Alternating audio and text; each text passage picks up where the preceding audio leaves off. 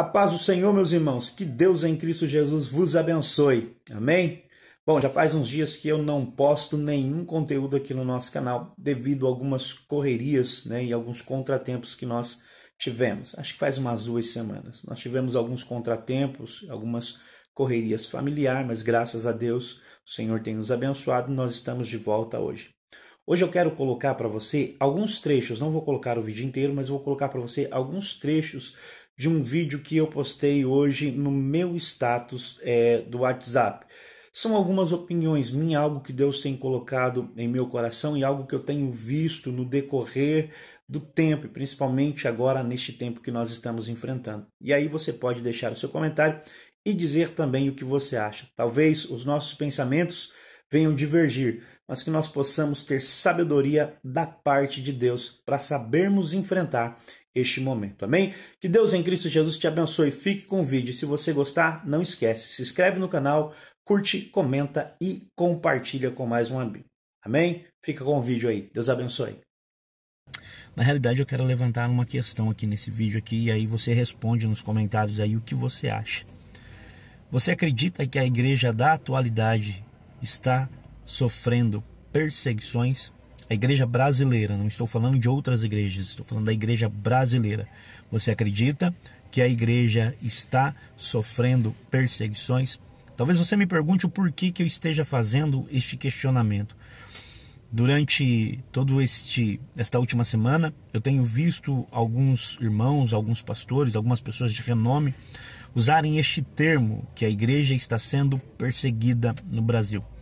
E eles usam este termo, eles usam esta fala, porque a igreja, até o determinado momento, pela lei, está proibida de fazer cultos presenciais. Havia tido uma votação, e aí eles votariam ali se a igreja poderia voltar ou não a cultuar, ou se a igreja deveria permanecer fechada. Por votos, eles votaram que a igreja deveria permanecer fechada. E aí começaram-se os vídeos falando que a igreja está sofrendo uma perseguição. Só para você entender, a igreja é perseguida não de agora, mas desde sempre.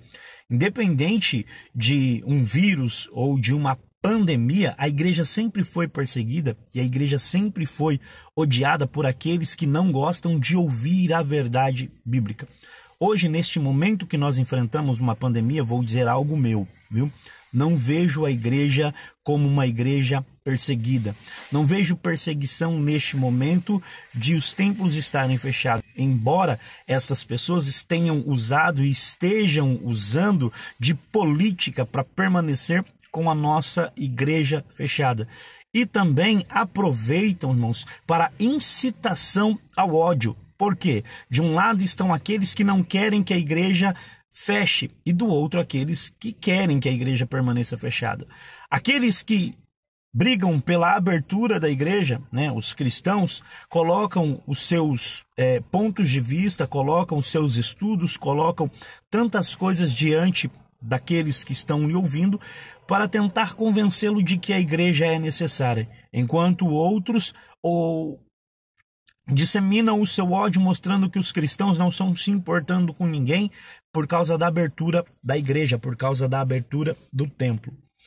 Eu acredito na palavra que as pessoas dizem da seguinte forma: eu sou a igreja do Senhor, mas eu acredito nesta palavra quando esta igreja do Senhor, mesmo fora do templo, tem na sua vida uma vida de oração, uma vida de comunhão e uma vida de dedicação a Deus.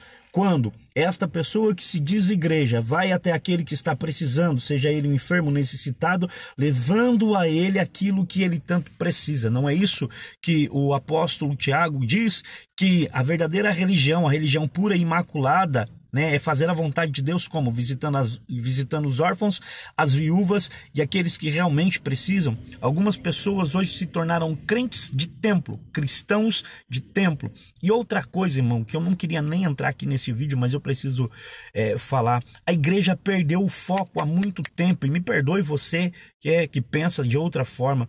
A igreja tirou o foco daquele que o ajudava para aqueles que ela nomeou. Por exemplo, Há alguns anos atrás, quando eu aceitei a Cristo, eu posso dizer isso, nós não tínhamos muitos representantes dentro da Câmara Legislativa, nós não tínhamos representante dentro das câmaras de deputados, dentro das câmaras de vereadores da cidade. Porém, a igreja orava, a igreja buscava Deus e através desta oração, até aqueles que não eram cristãos tinham o seu coração mudado dentro dessas câmaras, nas votações, e sempre votavam a favor daqueles que oravam a Deus, porque Deus agia.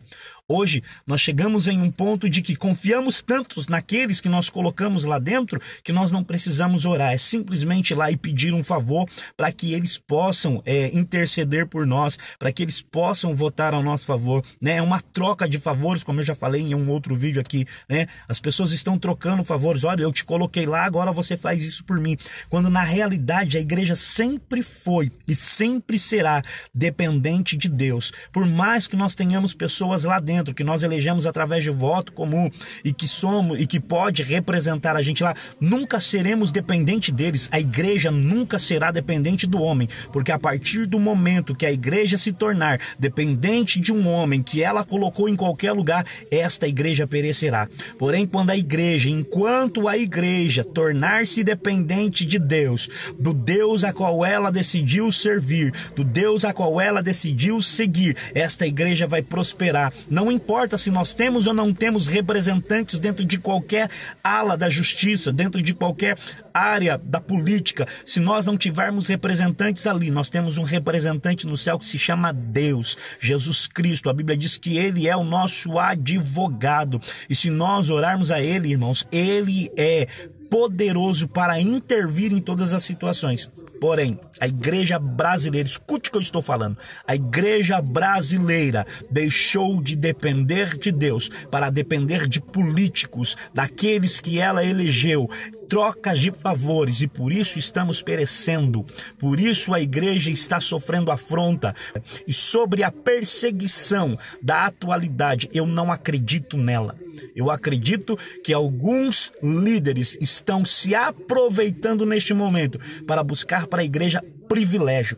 Aquilo que eles tanto atacou em outros grupos, eles estão fazendo agora, aproveitando o momento para buscar privilégios para a igreja. A igreja é privilegiada sim, quando ela está aos pés do Senhor. Qualquer coisa fora disso é satânica e diabólica. Ou nós voltamos a ser dependentes de Deus, ou pereceremos por causa das atitudes que nós temos tomado. Nós não estamos sofrendo perseguições ainda, mas se a igreja continuar deste jeito, se a igreja permanecer sem acreditar em Deus, dependente do homem, dependente de favores, nós padeceremos e entraremos em uma perseguição a qual nunca vimos. E não adianta ter 10, 20, 100, 1000 representantes dentro de qualquer ala da política. Se nós não